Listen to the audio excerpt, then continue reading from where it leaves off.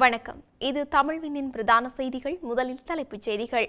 படைத்தளபதிகள் மீதான தடை பொங்கி எழும் தென்னிலங்கை அரசியல்வாதிகள். தளபதிகள் மீதான தடை புலம்பெயர்ந்தவர்களை காரணம் அலிசப்ரி கண்டுபிடிப்பு. பாபா வங்காவின் மற்றொரு மிளற வைக்கும் கண்காணிப்பு. நாட்டில் நிலவும் தேங்காய் தட்டுப்பாடு அரசு வெளியிட்ட அறிவிப்பு. பேரணியை இடைமறித்த போலீசார். வேட்புமனுக்கள் நிராகரிப்பு. நீதிமன்ற படியேறும் தமிழ் மக்கள் கூட்டணி. நிராகரிக்கப்பட்ட வேட்புமனுக்கள். நீதிமன்றத்துக்கு படியெடுத்த சங்கு தரப்பினர். தமிழர் பகுதியில் பெண்ணுக்கு நேர்ந்த இழிச்செயல். அதிரடியாக கைதான காவல்துறை அதிகாரி. தேர்தல் ஆணைக்குழுவின் விசேட அறிவிப்பு. பொருளாதார மீட்சி வேண்டுமானால் அதானியுடன் செயற்பட வேண்டும் ரணில் அறிவுரை. நிரந்தர கிராம சேவை அதிகாரியை நியமிக்க கோரி தோட்ட தொழிலாளர்கள் போராட்டம். தொடர்பான விரிவான செய்திகள். போர் வீரர்களை போர் குற்றவாளிகளாக கண்டறிய ஐக்கிய ராஜ்யம் நடத்திய விசாரணை குறித்து முன்னாள் நாடாளுமன்ற உறுப்பினரும் பிவிதுருகல உரிமைய கட்சியின் தலைவருமான உதயகமன்பில கேள்வி எழுப்பியுள்ளார். இதன்படி சவேந்திர சில்வா, வசந்த கருணாகுட, ஜெகத் ஜாசூரிய மற்றும் பிறருக்கு தடை விதித்த பிரித்தானியாவிடம் நாங்கள் 3 கேள்விகளை கேட்கின்றோம். குற்றவாளிகள் என்று தீர்ப்பளிக்கப்படுவதற்கு முன்பு நமது போர் வீரர்களுக்கு தங்களை தற்காத்துக் கொள்ள வாய்ப்பு வழங்கப்பட்டதா? உலகம் இதுவரை கண்டிராத மிகவும் கொடூரமான பயங்கரவாத தலைவர்களுக்கு இங்கிலாந்து ஒரு புகலிடமாக மாறிய போது பயங்கரவாதத்தை முடிவுக்கு கொண்டு வந்த போர் வீரர்கள் எவ்வாறு குற்றவாளிகளாக மாறினர் என்பதை இங்கிலாந்து உலகிற்கு விளக்க வேண்டும் என அவர் கோரிக்கை விடுத்துள்ளார். இதேவேளை போர் வீரர்களுக்கு பிரிட்டன் விதித்த தடை மனித உரிமைகளை அல்ல, பயங்கரவாத லட்சியங்களை ஊக்குவிக்கின்றது என்று தேசிய சுதந்திர முன்னணியின் தலைவரும் முன்னாள் நாடாளுமன்ற உறுப்பினருமான விமல் வீரவன்ச தெரிவித்துள்ளார். கொழும்பில் நேற்று நடைபெற்ற செய்தியாளர் சந்திப்பில் அவர் இதனை தெரிவித்தார். நமக்கு ராஜதந்திர உறவுகள் இருந்தால் அவற்றை இப்போதே பயன்படுத்த வேண்டும். இத்தகைய வாய்ப்புக்காக பயன்படுத்தப்படாத ராஜதந்திர உறவுகள் போருக்கு பயன்படுத்தப்படாத வாளுக்கு மாற்றாகுமா என்பதுதான் கேள்வி என குறிப்பிட்டார். ஸ்ரீலங்கா படைத்தளபதிகள் மீதான பிரிட்டனின் தடைக்கு காரணம் பிரிவினைவாத புலம்பெயர்ந்தோர் முன்னர் எப்போதும் இல்லாத அளவிற்கு மிகவும் சுறுசுறுப்பாகவும் மூலோபாய ரீதியாகவும் விடாமுயற்சியுடனும் செயல்படுகின்றனர் என்பது வெளிப்படையாகியுள்ளது என முன்னாள் வெளிவிவகார அமைச்சர் அலிசப்ரி தெரிவித்துள்ளார். முன்னரை விட சுறுசுறுப்பாக செயற்படும் புலம்பெயர்ந்தவர்கள் இந்த விடயங்கள் எவையும் வெற்றிடத்தில் நிகழவில்லை. பிரிவினைவாத புலம்பெயர்ந்தோர் முன்னர் எப்போதும் இல்லாத அளவுக்கு மிகவும் சுறுசுறுப்பாகவும் மூலோபாய ரீதியாகவும் விடாமுயற்சியுடனும் உள்ளனர். எங்கள் அரசியல்வாதிகள் சுய விருப்பத்துடனோ அல்லது அறியாமையினாலோ அல்லது திட்டமிட்டோ அவர்களின் கரங்களில் சிக்கிக் கொள்வது வருந்தத்தக்க விடயம். உலகின் மிக கொடூரமான பயங்கரவாத அமைப்புகளில் ஒன்றை தோற்கடித்து பல தசாப்தங்களாக இரத்தக்களரியை எதிர்கொண்ட எமது தேசத்துக்கு அமைதியையும் ஸ்திரத்தன்மையையும் கொண்டு வருவதற்கு பொறுப்பானவர்களின் பாதுகாப்பையும் கண்ணியத்தையும் அரசியல் நோக்கத்துக்காக லாபத்துக்காக ஆபத்தான முறையில் சமரசம் செய்து வருகின்றோம் என்பது எனக்கு உண்மையிலேயே கவலை அளிக்கின்றது. ஐக்கிய சுதந்திரத்துக்காக செய்யப்பட்ட தியாகங்களை மறந்தால் அது எவ்வளவு தூர நன்றிகட்ட தேசமாக இருக்க முடியும்? இலங்கை ஒரு ஒற்றையாட்சி நாடாகவே விளங்க வேண்டும். இதில் எந்த விட்டுக்கொடுப்புக்கும் இடமில்லை. எங்கள் நாட்டின் நிறைமை மற்றும் ஆட்புல ஒருமைப்பாட்டை பேணுவதற்கான எங்கள் அர்ப்பணிப்பு உறுதியானதாக இருக்க வேண்டும். அனைத்து இலங்கையர்களும் இனமத மொழி பேதமின்றி கௌரவம் சமத்துவத்துடன் பரஸ்பர கௌரவத்துடன் வாழும் நாட்டை கட்டியெழுப்பும் அதேவேளை வெளிப்படையான அல்லது நயவஞ்சகமான அனைத்து வகையான பிரிவினைவாதத்தையும் எதிர்ப்பதற்கான எங்களின் கூட்டு தீர்மானத்தை நாங்கள் வலுப்படுத்த வேண்டும் என அவர் தெரிவித்துள்ளார். பாபா வாங்கா தனது அதிசயமான முன்னறிவிப்புகளுக்காக உலகளவில் பிரசித்தி பெற்றவர். தற்போது அவர் கூறிய ஒரு கணிப்பு பெரும் விவாதத்திற்குரியதாக மாறியுள்ளது. பூமியில் முதன்முறையாக ஏலியன்ஸ்கள் எங்கு தொடர்பு கொள்வார்கள் என்பது குறித்து கணித்துள்ளார். இந்த கணிப்பின்படி 2125ஆம் ஆண்டில் ஹங்கோரி நாட்டைச் சேர்ந்த ஏலியன்ஸ்கள் முதல் கட்ட தகவல் சிக்னல்களை அனுப்புவார்கள். அதனைத் தொடர்ந்து அவர்களுடன் நேரடி தொடர்பும் ஹங்கேரியில் நடைபெறும் பாபா வங்கா கூறியிருந்தார். அவர் மிக தெளிவாக பூமியில் ஹங்கேரி தான் விண்வெளி உயிரினங்களின் முதல் தொடர்புகளுக்கான இடமாக இருக்கும் என குறிப்பிட்டார். இந்த கணிப்பு மீது பலர் கேள்விகளை எழுப்புகின்றனர். பாபா வங்காவின் கணிப்புகள் மீது பொதுவாகவே விஞ்ஞான உலகம் அதீத நம்பிக்கையுடன் இருப்பது கிடையாது. ஏனெனில் அவரது கணிப்புக்கான அறிவியல் ஆதாரங்கள் இல்லை. பல விஞ்ஞானிகள் இவற்றை வெறும் ஊகங்கள், நம்பிக்கைக்குரிய வார்த்தைகளாகவே பார்க்கின்றார்கள். இருப்பினும் தற்போது விண்வெளியில் இருந்து வரும் அபூர்வமான சிக்னல்களை கவனித்து உலகிற்கு வெளியே அறிவார்ந்த உயிரினங்கள் இருக்கக்கூடும் என்ற நம்பிக்கையுடன் பல ஆராய்ச்சிகள் முன்னெடுக்கப்பட்டு வருகின்றன. சமீபத்தில் நட்சத்திர குழுவில் உள்ள ஒரு இரட்டை நட்சத்திர மண்டலத்திலிருந்து எதிர்பாராத ரேடியோ சிக்னல்கள் பதிவானது குறிப்பிடத்தக்கது. இது பூமியிலிருந்து 1600 ஒளியாண்டுகள் தூரத்தில் அமைந்துள்ள பகுதியாகும். இந்த சிக்னல்களை வைத்தியர் ஜெடிஸ் டி டைட்டர் என்பவர் கண்டுபிடித்தார். இது ஒரு மறைந்த வெள்ளை பூமி நட்சத்திரமும் ஒரு சிவப்பு பூமி நட்சத்திரமும் இணைந்து வெளியிடும் காந்தக துறைகளின் தாக்கத்தால் உருவானதாக விஞ்ஞானிகள் தெரிவிக்கின்றனர். இதுபோன்ற ஆராய்ச்சிகள் தொடர்ந்தும் விண்வெளி உலகத்தை புரிந்து கொள்ள உதவுகின்றன. இருப்பினும் 2125ஆம் ஆண்டு ஹங்கேரியில் ஏலியன்ஸுகள் தொடர்பு கொள்வார்கள் என்பதற்கான எந்த அறிவியல் ஆதாரமும் தற்போது இல்லை. ஆனால் அந்த சாத்தியத்தை முழுமையாக நிராகரிக்கவும் முடியவில்லை. தென்னை விவசாயிகளுக்கு இந்த மாதத்தின் கடைசி வாரத்தில் 50 கிலோகிராம் உரப்பொதியை வழங்குவதற்கான அனைத்து ஏற்பாடுகளும் செய்யப்பட்டுள்ளதாக அரசு தரப்பு அறிவித்துள்ளது. அத்துடன் இதன் விலை சந்தையில் 9,000 ரூபாய் சலுகை விலையில் 4,000 ரூபாய் என தெரிவிக்கப்படுகிறது. குறித்த விடயத்தை பெருந்தோட்ட மற்றும் சமூக உட்கட்டமைப்பு அமைச்சர் சமிந்த வித்யாரத்ன தெரிவித்தார். அத்துடன் 5 ஏக்கருக்கும் குறைவானது முதல் 1,000 ஏக்கருக்கும் அதிகமான பரப்பளவு கொண்ட தென்னை மரங்கள் 3,50,000 ஏக்கர் பரப்பளவில் இருப்பதாக தகவல் இருப்பதாக பிரதி அமைச்சர் குறிப்பிட்டார். இதன் மூலம் ஏராளமான தென்னை விவசாயிகள் பயனடைவார்கள்.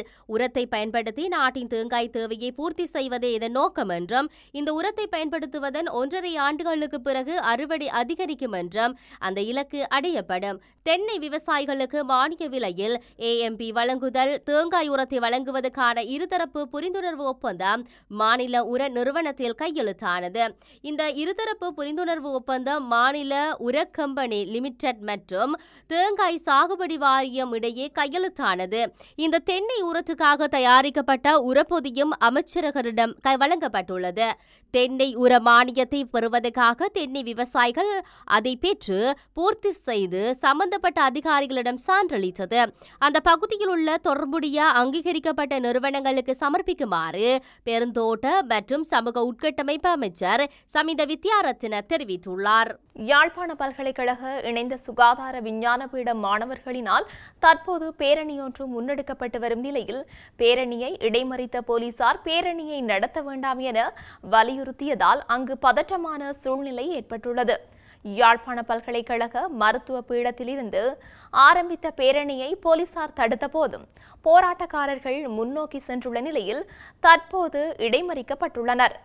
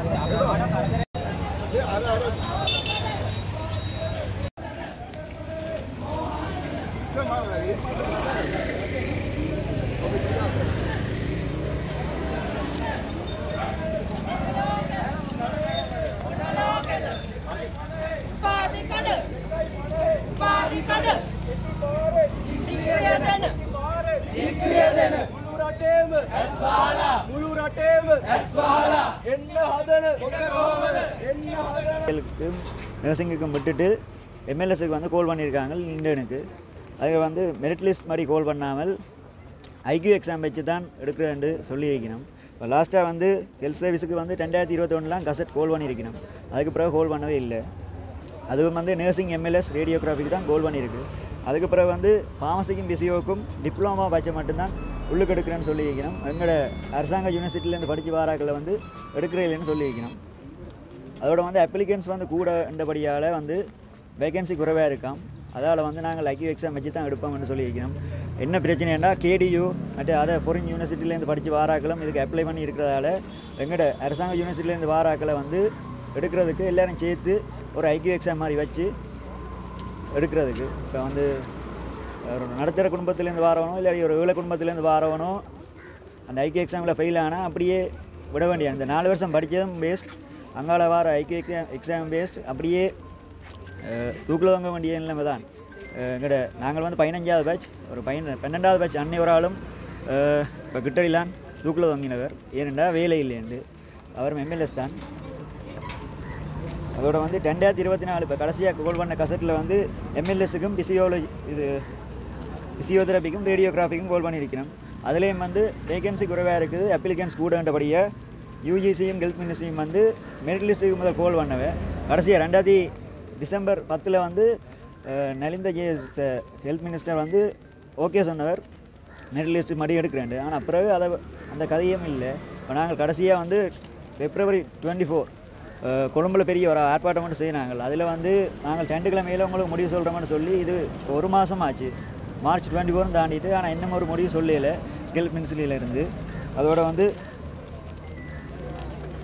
யூஜிசி தான் அந்த மெரிட் லிஸ்ட் கோல் பண்ணுறது. யூஜிசி வந்து ஒன்லி கவர்மெண்ட் யூனிவர்சிட்டிக்கு மட்டும்தான் மெரிட் லிஸ்ட் கோல் பண்ணியிருக்காங்க. ஆனால் இப்போ ஹெல்த் மினிஸ்ட்ரியோடு சேர்ந்து என்ன நடக்குதுன்னா கேடியூ அதை ஃபாரின் யூனிவர்சிட்டியிலேருந்து வாராக்களை சேர்க்கறதுக்காக ஐக்யூ எக்ஸாம் கொண்டு வந்து அதுலேருந்து தான் நாங்கள் எடுப்போம்னு சொல்லியிருக்கணும். இப்போ அந்த ஐக்யூ எக்ஸாமில் வந்து கவர்மெண்ட் யூனிவர்சிட்டியிலேருந்து வாரவன் ஃபெயிலாக போனால் அப்படியே விட வேண்டிய அவன் பிறகு ஐக்யூ எக்ஸாம் எடுக்கலாது, அப்படியே கோர்ஸ் படித்த 4 வருஷம் வீண், அப்படியே விட்டுட்டு வீட்டை இருக்க வேண்டியான். அவனுக்கு வேலையும் இல்லை, ஒன்றும் இல்லை. ஸோ இதை வந்து எவ்வளோத்துக்கு எவ்வளவு நீங்கள் கொண்டு போய் சேர்க்கலுமோ சேர்த்து விடுங்க. இப்போ நாங்கள் வைக்கிற கோரிக்கை என்னென்னா, இனி எங்களை இணைந்த சுகாதார விஞ்ஞான பட்டதாரிகளை வந்து மெரிட் லிஸ்ட்டுக்கு ஏற்ற மாதிரி வேலைக்கு உள்ளடுங்கோ. இந்த காசு கொடுத்து பட்டம் வாங்குகிற ஆக்களை வந்து தவிருங்கோ. மற்றது ஐக்யூ எக்ஸாம் வந்து எங்களுக்கு வேண்டாம். ஏன்னா இப்போ நாங்கள் 4 வருஷம் இந்த துறையில் நாங்கள் தேர்ச்சி பெற்றுட்டு ஐக்யூ எக்ஸாம் வைக்க மாட்டோம். அது ஐக்யூ எக்ஸாம் வந்து எங்களோட துறையில் சம்மந்தப்பட்டதும் இல்லை. இப்போ 5ஆம் ஆண்டுக்காரர்கள் எழுதுகிற மாதிரி ஐக்யூ எக்ஸாம் தான் நாங்கள் எழுத போகிறோம். இப்போ அதில் வந்து நாங்கள் பரிச்சயமாக இருக்கணும்ன்றது அவசியம் இல்லை தான். ஸோ அதை நிப்பாட்ட சொல்லியும் மற்றது மெரிட் லிஸ்டும் படி ஹெல்த் மினிஸ்ட்ரிக்கு கோல் பண்ண சொல்லியும் நாங்கள் கேட்டுக்கொள்கிறோம். யாழ்ப்பாண மாநகர சபை உள்ளிட்ட உள்ளூராட்சி சபைகளில் போட்டியிடுவதற்கான வேட்புமனுக்கள் நிராகரிக்கப்பட்டமைக்கு எதிராக உச்ச நீதிமன்றில் தமிழ் மக்கள் கூட்டணி வழக்கு தொடர்ந்துள்ளது. தமிழ் மக்கள் கூட்டணியினால் வழங்கப்பட்ட வேட்புமனுவில் பெண் வேட்பாளர் ஒருவரின் சத்தியக்கூற்றில் தவறு உள்ளதாக கூறி அந்த பெண் வேட்பாளரை பட்டியலிலிருந்து நீக்கியமையால் தேவையான பெண் பிரதிநிதித்துவம் இல்லை என மாநகர சபைக்கான வேட்புமனுவை தேர்தல்கள் திணைக்களம் முற்றாக நிராகரித்துள்ளது. தமிழ் மக்கள் கூட்டணியினாலே யாழ்ப்பாணம் மாநகர சபைக்கு தாக்கல் செய்யப்பட்டிருந்த வேட்புமனு அண்மையிலே நிராகரிக்கப்பட்டிருந்தது. அதற்கு எதிராக நாங்கள் சட்ட நடவடிக்கை எடுக்கப் போவதாக நாங்கள் கூறியிருந்தோம். அதன் அடிப்படையிலே இன்றைய தினம் இலங்கையினுடைய உயர் நீதிமன்றத்திலே கொழும்பிலே அடிப்படை மனித உரிமை மீறல் வழக்கு தாக்கல் செய்யப்பட்டிருக்கிறது. இந்த அடிப்படை உரிமை மீறல் மனு வெகு விரைவிலே திறந்த நீதிமன்றத்திலே எடுத்துக்கொள்ளப்பட இருக்கிறது. இந்த வழக்கிலே எதிர்மனுதாரராக யாழ்ப்பாணம் மாநகர சபையினுடைய தெரிவத்தாட்சி அலுவலர் அவரோடு இணைந்து தேர்தல்கள் ஆணைக்குழுவைச் சேர்ந்த 3 சட்டம் அதிபர் ஆகியோரை எதிர்மனுதாரர்களாக சேர்த்து இந்த வழக்கானது தாக்கல் செய்யப்பட்டிருக்கிறது. இந்த வழக்கிலே நானும் கட்சியுடைய செயலாளர் நாயகம் நீதியரசர் விக்னேஸ்வரன் அவர்களும் மனுதாரர்களாக இந்த வழக்கை தாக்கல் செய்திருக்கின்றோம். இந்த வழக்கானது தமிழ் மக்கள் கூட்டணியினுடைய யாழ் மாநகர சபைக்கான வேட்புமனு நிராகரிக்கப்பட்டமையானது அடிப்படை மனித உரிமைகளை மீறுகின்ற ஒரு செயற்பாடு என்கின்ற வகையிலே இந்த இந்த மனு தாக்கல் செய்யப்பட்டிருக்கின்றது. எங்களை பொறுத்தமட்டிலே பல்வேறு காரணங்களை நாங்கள் சொல்லியிருக்கின்றோம். இலங்கையினுடைய அரசியலமைப்பினுடைய உறுப்புரை 12, உறுப்புரை 11, உறுப்புரை 14 ஆகியவற்றை மீறுகின்ற வகையிலே இந்த வேட்புமனு நிராகரிப்பு செயற்பாடானது இடம்பெற்றிருக்கின்றது. அதே போன்று தேர்தல்கள், உள்ளூராட்சி மன்ற தேர்தல்கள் திருத்த சட்டத்தினுடைய 31 உபபிரிவு 3ஐயும் மீறுவதாக இந்த நிராகரிப்பானது அமைந்திருக்கிறது. இது ஒரு பாரிய அநீதியை ஏற்படுத்துகின்ற ஒரு வேட்புமனு நிராகரிப்பு என்பதை நாங்கள் இந்த மனுவிலே சுட்டிக்காட்டியிருக்கின்றோம். அதன் அடிப்படையிலே இந்த மனுவானது வெகு விரைவிலே திறந்த நீதிமன்றத்திலே எடுத்துக்கொள்ளப்பட இருக்கின்றது.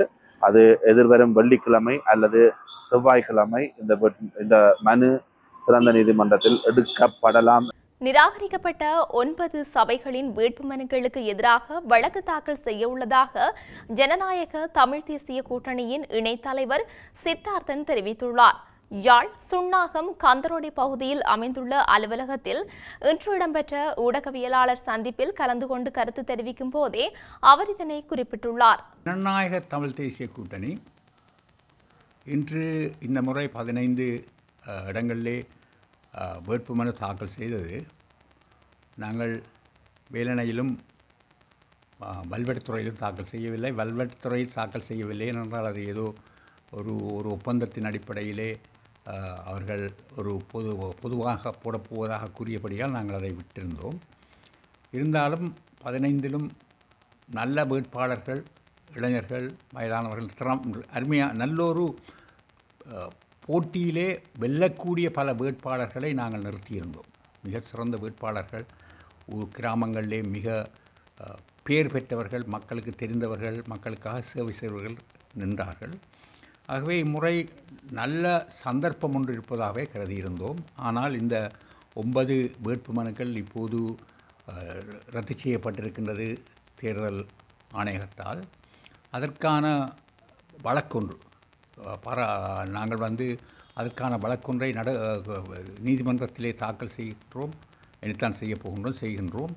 அந்த வழக்கு வெல்வதற்கான வாய்ப்பு கூடுதலாக இருக்கின்றது. ஆகவே எல்லா பிரதேச சபைகளிலும் நாங்கள் போட்டியிடுவதற்கு மாநகர சபை உட்பட அனைத்து பிரதேச சபைகளிலும் நாங்கள் போட்டியிடுவதற்கான வாய்ப்பு இருக்கின்றது. அதிலே ஒரு பெருந்தொகையான, நான் சொல்லுவது கஷ்டம் எத்தின வெல்லும் என்று நிச்சயமாக நம்புகிறேன். 7-8க்கு கூடுதலாக வெல்லுவதற்கான வாய்ப்பு இருப்பதாக நாங்கள் பார்க்கின்றோம். அதை வெல்வோம். அதற்கான முயற்சிகள், வேலைகள் இப்போதே ஆரம்பித்திருக்கின்றோம். நிராகரிக்கப்பட்டிருந்தாலும் அந்த சபைகள் கூட அந்த போட்டியிடுகின்றவர்கள் இப்போது வேலை செய்து கொண்டிருக்கின்றார்கள். மற்ற அனுமதிக்கப்பட்ட சபைகளுக்கான கடுமையாக உழைத்து கொண்டிருக்கின்றோம். நானும் சென்று பல கூட்டங்கள் நடத்தி கொண்டிருக்கின்றோம். அங்கு பார்க்கின்ற போது அங்கு இருக்கக்கூடிய வேட்பாளர்கள் ஒரு சிறந்த வேட்பாளராக தெரிகின்றார்கள். ஆகவே நாங்கள் அதிலே ஒரு கணிசமான ஆசனங்களையும் கணிசமான சபைகளையும் கைப்பற்றுவதற்கான பல கட்சிகள் அல்ல, ஸ்ரீகாந்தா அவர்களுடைய தலைமையில் இருக்கக்கூடிய தமிழ் தேசிய கட்சி என்ற ஒரு கட்சி தான் போய் கஜேந்திரகுமார் பொன்னம்பலம் அவர்களுடன் இணைந்து போட்டியிடுகின்றார்கள். அவரும் கூட பல ஆசனங்களிலே போட்டியிடுவதாக தெரியவில்லை. மிக குறைந்த ஆசனங்களிலே தான் போட்டியிடுகின்றார். ஆனாலும் அவர்களையும் நாங்கள் வெல்லக்கூடிய வாய்ப்பு இருக்கின்றது. அவர்கள் விலத்தி சென்றதால் ஒரு மிகப்பெரிய பாதிப்பு இருப்பதாக எனக்கு தெரியவில்லை. அதற்காக நான் அவர்களை குறைத்து மதிப்பிடவில்லை. அவர்களும் கடந்த காலங்களிலே எங்களுடன் எங்களுடன் சேர்ந்து போட்டியிட்டிருக்கின்றார்கள். இம்முறை விலத்தி நின்று போட்டியிடுகின்றார்கள். இருந்தாலும் எங்களுக்கு அது ஒரு பிரச்சனையாக எனக்கு தெரியவில்லை. அவர்கள் விலத்தி சென்று அங்கால் நின்று போட்டியிடுவது எங்களை மிகப்பெரிய அளவிலே பாதிக்கும் என்று நான் கருதவில்லை. பாதிப்பு இருக்கும், கட்டாயமாக இருக்கும். ஆனால் அது ஒரு பெரிய அளவிலே இருக்குமாக நான் கருதவில்லை. நாங்கள் அங்கு வெல்வதற்கான வாய்ப்புகள் இருக்கின்றது. நாங்கள் தமிழ் மக்கள் விடுதலை கழகம் அல்லது டிபிஎல்எஃப், அடுத்ததாக ஜனநாயக போராளிகள், அடுத்ததாக இபிஆர்எஃப், அடுத்ததாக டெலோ, அடுத்ததாக சமுதாய கட்சி என்று, அதாவது சமத்துவ கட்சி, அவர் கூடுதலாக சந்திரகுமார் கிளிநொச்சியிலே தான் அடிப்படையாக இருக்கின்றவர். அவரும் எங்களுடன் சேர்ந்து கேட்கின்றார். ஆகவே முறை கிளிநொச்சியிலும் ஒரு வாய்ப்பு இருக்கின்றதாக நான் பார்க்கின்றேன். பெண்ணொருவரின் நிர்வாண புகைப்படங்களை முகநூலில் பதிவேற்றம் செய்த காவல்துறை அதிகாரி ஒருவர் கைது செய்யப்பட்டுள்ளார். மட்டக்களப்பு மாவட்ட குற்றப்புலனாய்வு பிரிவில் கடமையாற்றி வரும் காவல்துறை அதிகாரி ஒருவரே இன்று கைது செய்யப்பட்டுள்ளார். நேற்றைய தினம் கைது செய்யப்பட்டுள்ளார்.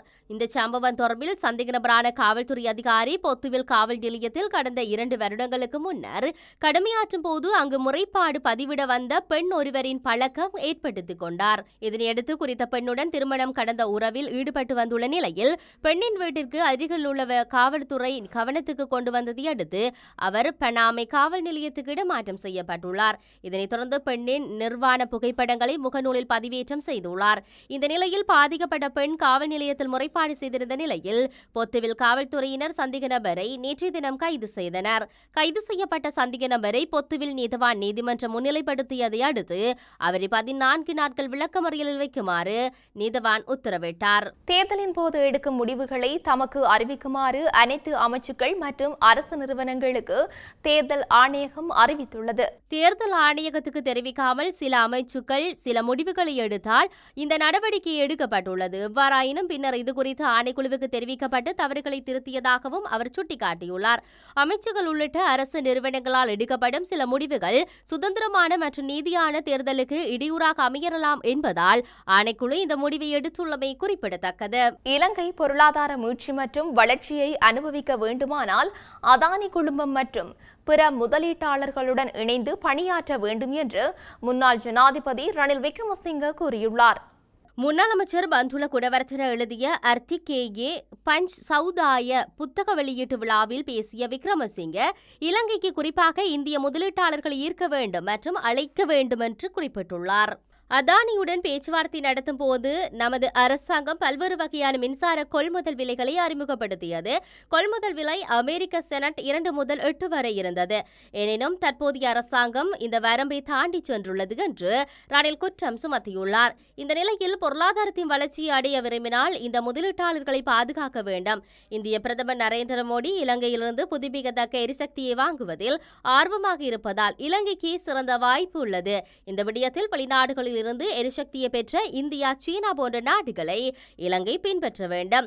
அதே நேரம் இந்த நாட்டின் மூலதானம் தொழில்நுட்பம் இல்லாததால் வெளியிலிருந்து எரிசக்தியை பெறுவதை தவிர இலங்கைக்கு வேறு வழியில்லை என்றும் ரணில் விக்ரமசிங்க கூறியுள்ளார்.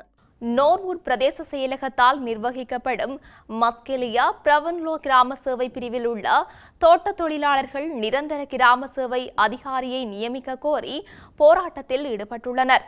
4 ஆண்டுகளாக தற்காலிகமாக நியமிக்கப்பட்ட கிராம சேவையாளர் ஒருவர் வாரத்திற்கு ஒரு முறை தனது பிரிவில் உள்ள அலுவலகத்திற்கு வேலை செய்வதற்காக வந்து செல்வதாகவும் கிராம சேவையாளர் தனது பிரிவுக்கு கூடுதலாக பல கிராம சேவையாளர்கள் பிரிவுகளிலும் பணியாற்றுவதாகவும் போராட்டத்தில் ஈடுபட்ட தோட்ட தொழிலாளர்கள் தெரிவித்துள்ளனர்.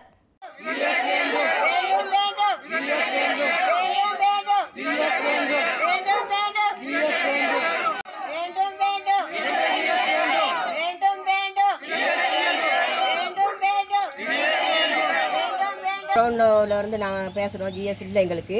3-4 வருஷமாக ஜிஎஸ் இல்லாமல் பெரிய சங்கடமாக இருக்குது எங்களுக்கு. என்னன்னா ஸ்கூல் பிள்ளைகளுக்கோ எந்த ஒரு விஷயத்துக்கும் நாங்கள் அங்கே இங்கேயும் ஓட இல்லாது.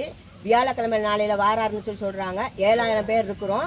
ஆனால் வரமாட்டேங்கிறாரு. சனிக்கிழமை நாளில் வந்துட்டு அவர் டைமுக்கு போகிறாரு. நாங்கள் டவுன் பார்க்கணும், அங்கே பார்க்கணும், இங்கே பார்க்கணும், எங்களுக்கு ஏலாது அப்படின்னு சொல்கிறாரு.